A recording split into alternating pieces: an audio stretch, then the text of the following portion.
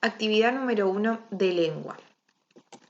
Bien, nosotros estuvimos trabajando estas semanas que han pasado sobre la recensión. Voy a volver a recordar lo que es una recensión. La recensión es un texto cortito, que normalmente lo encontramos en la parte de atrás de los libros, en la contratapa, que nos sirve para lo siguiente, nos sirve para poder darnos una idea, nos anticipa de qué va a tratar ese libro. También se pueden hacer recensiones además de libros, de películas o de obras de teatro. Además de anticiparnos un poquito, y me hago énfasis en el un poquito, de qué va a tratar ese libro, por ejemplo, ella apenas nos anticipa alguna cosa que va a tratar ese libro, no nos cuenta todo, jamás nos va a contar el final, jamás nos va a contar muchos detalles. Yo sé que va a ser un texto corto, ¿tá? Y lo más importante es que puede tener un juicio de valor del que escribe. ¿Qué quiere decir? La persona que escribe ese texto va a buscar convencer a la persona que lea ese libro a que mire esa película o que mire esa obra de teatro. Esa es la parte más importante, es por eso que las recensiones se consideran un texto argumentativo, porque tiene argumentos que van a procurar convencernos, convencernos de leer ese libro, esa película o esa obra de teatro. Es importante diferenciar el argumento de la opinión, porque vamos a ver que está plagado de la opinión de la persona, pero ella simplemente no nos dice, lean este libro porque sí. No, ella nos va a decir porque tiene esto, porque tiene aquello, porque tiene aventura, porque es emocionante, porque va a buscar palabras que busquen que nosotros queramos leer ese libro. Nosotros también hicimos una diferencia esta semana pasada entre la recensión y el resumen. Una recensión y un resumen no son la misma cosa. A pesar de que ambas van a contar un poco sobre el texto, el resumen en realidad va a contar las ideas principales del texto. ¿Qué quiere decir? Va a contar, por ejemplo, en el libro o en el cuento, va a contar el inicio, va a contar la trama, el problema, y va a contar el desenlace, o sea, cómo se resuelve.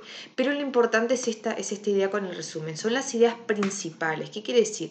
No va a contar en detalle, porque si contara en detalle estaría contando el libro, el cuento entero, sino que va a contar principalmente lo que pasó.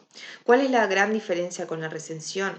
Que la recensión no va a incluir el final jamás, sino que apenas va a contar un poquito de qué se trata.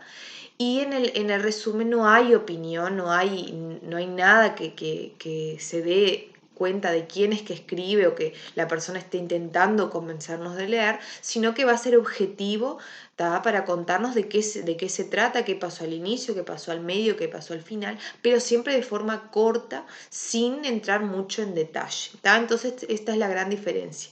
El resumen va a contar todo, pero de forma corta, contando lo principal, y la recensión va a contar una parte, pero buscando convencernos de leer ese libro o ese cuento. Bien, nosotros estuvimos trabajando, ustedes estuvieron leyendo sobre el cuento de la tortuga gigante de Horacio Quiroga. Voy a contarles un poquito sobre Horacio Quiroga para que lo conozcan un poquito quién es este autor, que es un autor uruguayo. Bien, Horacio Quiroga, él nació en Uruguay pero falleció en Buenos Aires, en Argentina, el 19 de febrero de 1937. Él cometió suicidio, o sea, él decidió tomar la trágica decisión de envenenarse bebiendo un veneno. Cuando le dijeron en un hospital que tenía una enfermedad en el estómago, entonces él decidió cometer suicidio. Bien, su primer libro se llamó Los arrecifes de coral y estaba integrado por 18 poemas y 4 relatos. Él nació en Salto, eso les había dicho que era uruguayo, el 31 de diciembre de 1878. Él fue cuentista, poeta y dramaturgo quiere decir que escribió obras de teatro también. Es considerado uno de los mejores escritores de la literatura infantil latinoamericana. Sus textos, la mayoría se caracterizan por ser historias trágicas de muerte y de horror. Este que estamos leyendo, ¿no? Los cuentos de la selva, ahora vamos a ver por qué no.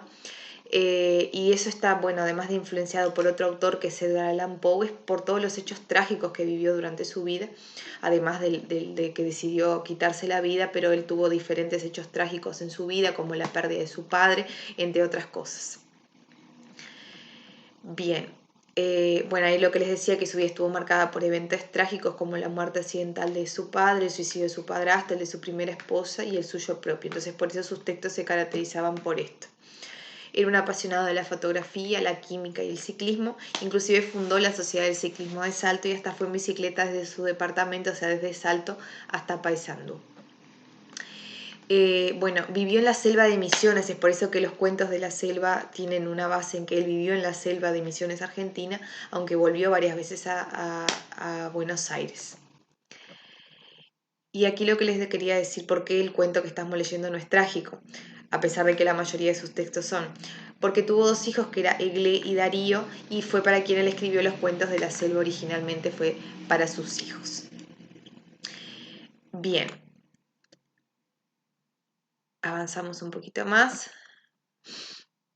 ¿Cuál es la actividad que tienen para hacer? Ustedes van a tener dos textos para leer y identificar cuál es la recensión del cuento y cuál es el resumen.